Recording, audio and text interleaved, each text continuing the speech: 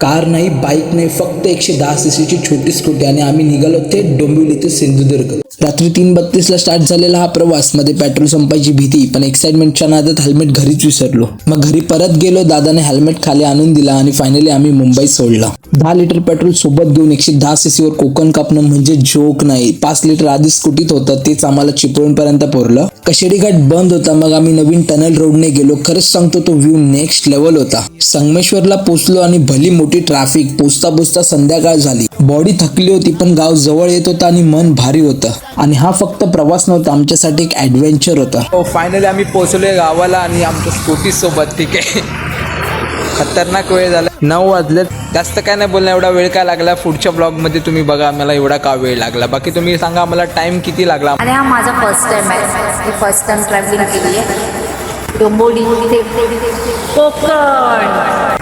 भेटू पुढच्या ब्लॉगमध्ये, तोपर्यंत टाटा.